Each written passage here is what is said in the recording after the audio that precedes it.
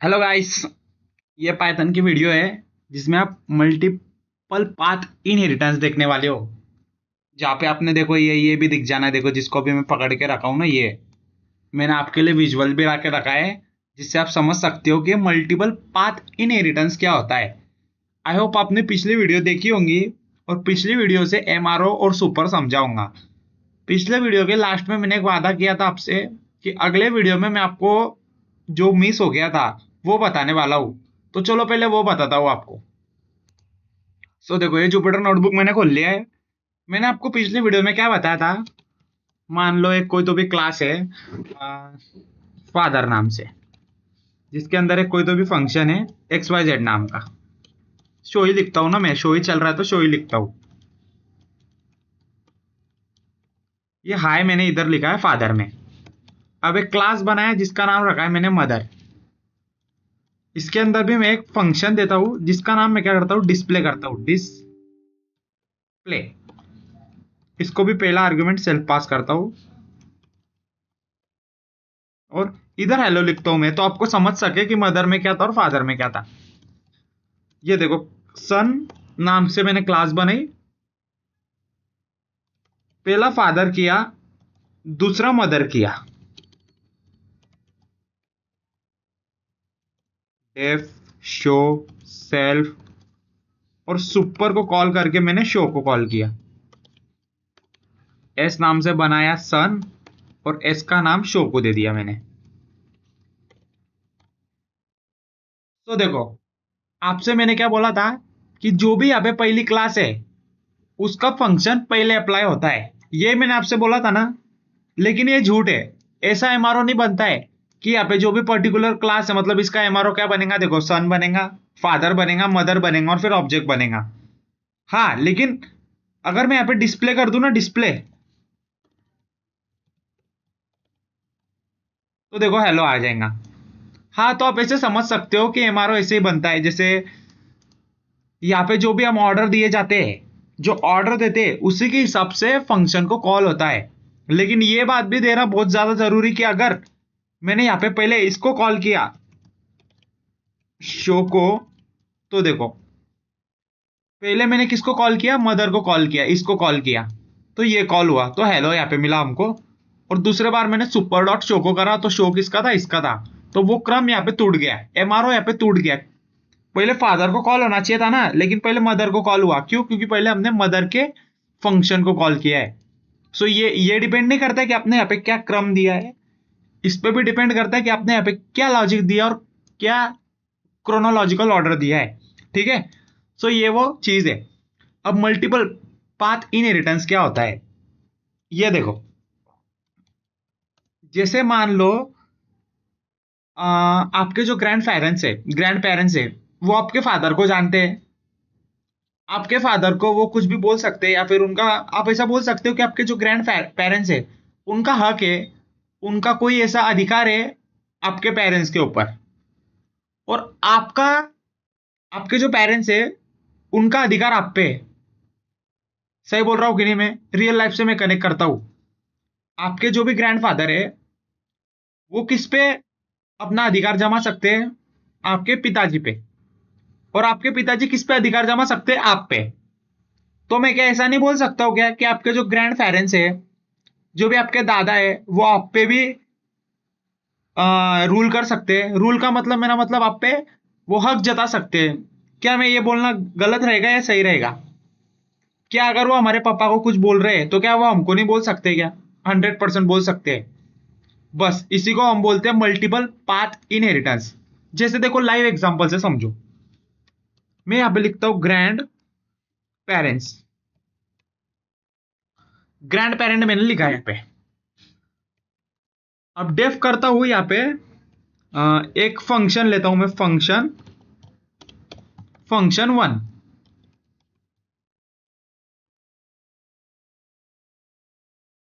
Print hello I am grand parents, GP लिखता हूं मैं। यहाँ पे मैं एक क्लास लेता हूं जिसका नाम करता हूं मैं फादर, और इसको मैं ग्रैंड फादर देता हूं, ग्रैंड पेरेंट्स देता हूं, सॉरी।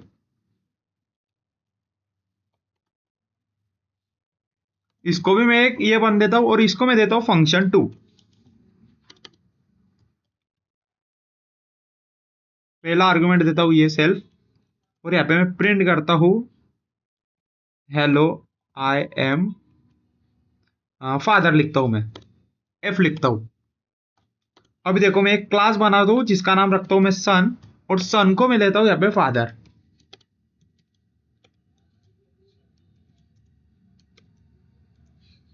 func3 लगता हूं मैं यहाँ पे, func रख के 3 करके यहाँ पे सेल्फ पहला आर्गुमेंट देता हूं, और यहाँ पे प्रिंट कराता हूं हाय आई एम सन। अब देखो मैं फिर से वही ऑब्जेक्ट बनाता हूं, और एस का कॉल करके मैं func3 को कॉल करता हूं, func और कॉमा 3।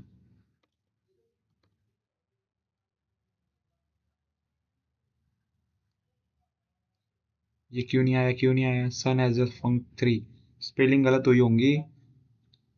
ये मैं करता हूँ ये यहाँ पे Ctrl+V। Sun has no object, no attribute func3, ऐसा कैसे हुआ? हाय आई एम सन किस लिए नहीं आ रहा है? मैंने एस का काम करके उसको फादर को दिया। अच्छा अच्छा, देखो देखो, ये क्लास का नाम गलत हो गया था ना। सो देखो हेलो हाय आई एम सन आया। सो आपको ये तो पता है कि अगर मैंने इसके अंदर फादर दिया है, तो अगर मैंने इसको कॉल किया तो ये भी कॉल हो जाएगा। अगर मैंने यहाँ पे ऐसा किया, एस डॉट ये किया, तो क्या ये फंक्शन रन होगा क्या? ये देखो वो फंक्शन रन होगा। लेकिन अगर मैंने इसको यहाँ पे रखा,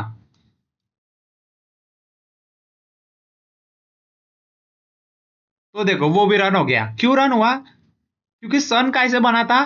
फादर से बना था। इसके लिए सन का जो भी ऑब्जेक्ट था वो फादर के सभी एट्रीब्यूट्स मेथड इस्तेमाल कर सकता था। ठीक है, तो फादर कैसे बना था? ग्रैंड पेरेंट से बना था। तो क्या सन ग्रैंड पेरेंट को इस्तेमाल नहीं कर सकता है क्या? क्योंकि फादर ही ग्रैंड पेरेंट से बना है। जैसे उदाहरण के तौर पे सन बोलता है कि पापा पापा मुझे आपकी प्रॉपर्टी चाहिए।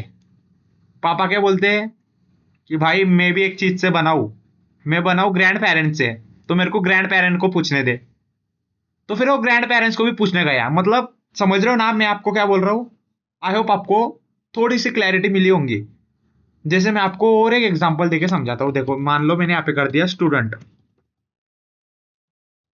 स्टूडेंट के अंदर मैं एक मेथड दे देता हूँ दैट इज नेम नाम से। सेल्फ करता हूँ प्रिंट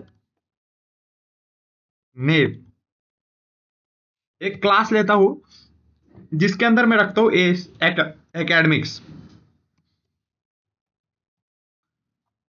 एकेडमिक्स को मैं बनाता हूँ स्टूडेंट नाम से, और इसके अंदर मैं रखता हूँ अटेंडेंस। अटेंडेंस रखता हूँ, और अटेंडेंस कितनी होती है? 75% अटेंडेंस रखता हूँ मैं, 75% अटेंडेंस। और यहाँ पे और एक फंक्शन लेता हूँ जिसका नाम रखता हूँ मैं मार्क्स। मार्क रखता हूँ और इसको भी स्टूडेंट से बनाता हूँ।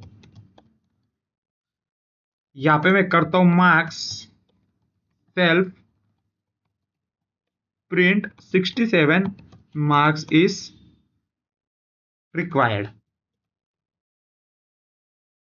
अब देखो अब मैं एक और एक मेथड बनाता हूँ। कैसे बनाऊँ? कौन सी मेथड का नाम क्या रखूँ मैं? मेथड क्लास का नाम क्या रखूँ मैं? मान लो मैं क्लास का नाम रखता हूँ उमेश रखता हूँ मैं। मान लो उमेश रखता हूँ। उमेश के अंदर मैं देता हूँ एकेडमिक्स और मार्क। F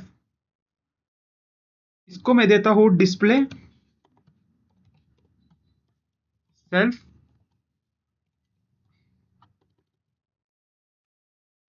print. इसमें क्या प्रिंट कराता हूं मैं? इसमें प्रिंट कराता हूं मैं, या फिर जाने दो, सेल्फ देता हूं और सुपर को कॉल करके मैं, नहीं चलो सुपर को कॉल नहीं करता हूं, चलो यहाँ पे मैं क्या यही दे देता हूं print Umesh is my name. अब देखो मैं यू नाम से, उमेश नाम से क्लास बनाता हूं, उसका एक ऑब्जेक्ट बनाता हूं उमेश। तो यू को कॉल करके मैं अटेंडेंस भी ले सकता हूं, यू को कॉल करके मैं मार्क्स भी ले सकता हूं, यू को कॉल करके मैं नेम भी ले सकता हूं।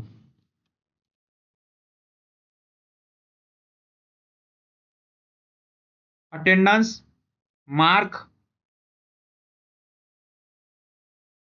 मार्क, और उसके बाद में नेम, या फिर पहले नेम आना चाहिए था ना, नेम, नेम पहले आना चाहिए था। ये देखो मैं पहले नेम कर लेता हूं, Umesh has no attribute mark.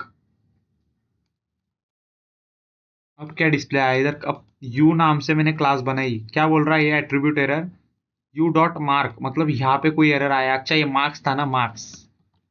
ये देखो आपको क्या समझ में आया ऐसे, कि जो उमेश था दो चीजों से बना था, एकेडमिक से और मार्क्स से। सही बात है कि नहीं? तो आपको ये तो पता है कि इस क्लास का ऑब्जेक्ट एकेडमिक्स के जो फंक्शन है, जो मेथड है, उसको इस्तेमाल कर सकेगा। आपको ये भी पता है कि ये जो पर्टिकुलर क्लास है वो इसके भी मेथड और एट्रीब्यूट्स इस्तेमाल कर सकेगा। लेकिन आपको ये भी पता होना चाहिए कि ये क्लास जिससे बनी है, ये क्लास किससे बनी थी, स्टूडेंट से बनी है। तो ये जो उमेश है, ये क्लास जिससे बनी है उसके मेथड भी इस्तेमाल कर सकता है, जिसे हमने यहाँ पे नेम लिया। देखो यहाँ पे मैंने उमेश के आगे कौन सा थर्ड आर्गुमेंट देके स्टूडेंट लिखा था क्या? नहीं।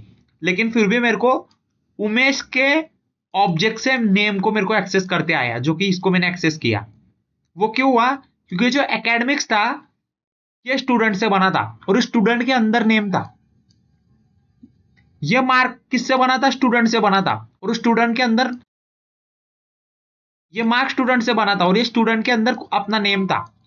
इसके वजह से हम जो भी पर्टिकुलर क्लास है, इस क्लास के ऑब्जेक्ट से इनके पेरेंट्स को भी हमने यूज किया। आई होप आपको ये कॉन्सेप्ट समझाऊंगा। तो जो विजुअल में लाया था आपको समझाने के लिए, मैं आपको पहले वो बता देता हूं।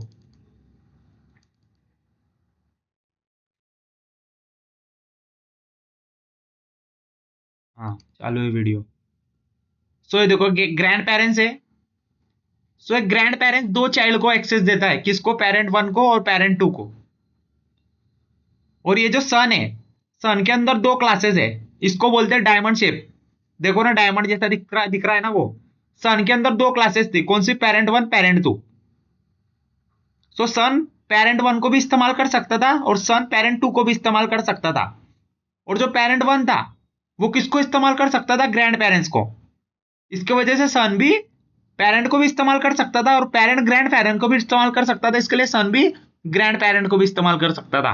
देखो son have access parent one and parent two. Son दो चीजों को इस्तेमाल कर सकता है, पेरेंट वन को और पेरेंट टू को। ठीक है। और पेरेंट वन किसको इस्तेमाल कर सकते हैं? ग्रैंड पेरेंट को। तो इसका मतलब क्या हुआ, जो सन है जब वो पेरेंट को इस्तेमाल कर सक रहा है, तो वो ग्रैंड पेरेंट को भी इस्तेमाल कर सकेगा। जैसे रियल लाइफ से समझाऊ आपको, तो अगर एक कोई आदमी है, बहुत बड़ा है, आईएएस ऑफिसर है, आईएएस ऑफिसर है वो, उसकी बहुत चलती है अपने मोहल्ले में, बहुत ही चलती है, वो बहुत ही दादागिरी कर रहा है। तो अगर वो एक एक कलेक्टर है, आईएएस ऑफिसर, यानी आप ऐसा समझो बहुत बड़े पोजीशन पे है, समझो 1 नंबर पोजीशन पे वो। सो वो 1 नंबर पोजीशन के आदमी का ऑर्डर अगर 2 नंबर वाला आदमी सुन रहा है, 2 नंबर के बिजनेस में नहीं बोल रहा हूं यहाँ पे, मैं आपको उदाहरण दे रहा हूं। अगर उस आईएएस ऑफिसर का जो कुछ काम है, कुछ ऑर्डर है, वो 2 नंबर का आदमी भी सुन रहा है, और 2 नंबर के आदमी का काम 3 नंबर सुनता है, तो आप ऐसा नहीं बोल सकते क्या कि 1 नंबर 3 नंबर को भी ऑर्डर दे सकता है? जैसे उदाहरण के तौर पे मान लो कोई श्री कृष्ण भगवान, आप ऐसा समझो, एकदम थोड़ा स्पिरिचुअल वे से समझाता हूं। तो अगर श्री कृष्ण भगवान कोई ऐसे देवता है, देवता आप ऐसे समझो कि वरुण देवता है, उनको ऑर्डर दे सकते हैं। वो वरुण देवता हो गए, जितने भी देवता है उनको ऑर्डर दे सकते हैं। और वो जो वरुण देवता है ये हमको ऑर्डर देते। तो आप ऐसा नहीं बोल सकते क्या कि श्री कृष्ण भगवान हमको भी ऑर्डर दे सकते हैं? इसी को मल्टीपल पाथ इनहेरिटेंस बोलते हैं। आई होप आपको एक क्लास समझ में आया होगा। और अगर आपको इसमें कोई भी डाउट आया ना, तो मुझे आप पूछ सकते हो। ये जो मैंने आपको तीसरा एग्जाम्पल दिया, आपको आई होप ये तो भी समझाऊंगा कि भगवान अगर देवता को ऑर्डर दे सकते हैं, और अगर देवता हमें ऑर्डर देते हैं, तो क्या भगवान हमको ऑर्डर नहीं दे सकते क्या? भाई वो तो हम तो तीसरे लोग हैं, हम तो तीसरे पे हैं, और हमको ऑर्डर देने वाले दूसरे हैं। तो क्या हमको कोई पहला ऑर्डर नहीं दे सकता क्या? ऑफकोर्स दे सकता है। तो यही था आज का वीडियो। आई होप आपको इसने क्लैरिटी दिया होगा, थोड़ा सा आपको मल्टीपल पाथ इनहेरिटेंस समझ में आया होगा। ये जो भी आप अभी देख रहे हो उसको बोलते हो डायमंड शेप। डायमंड शेप का उस क्लासेस का पाथ होता है जिसे हमने अभी देखा। So thank you so much for the watching. मिलते हैं अगले वीडियो में कुछ अलग टॉपिक के साथ।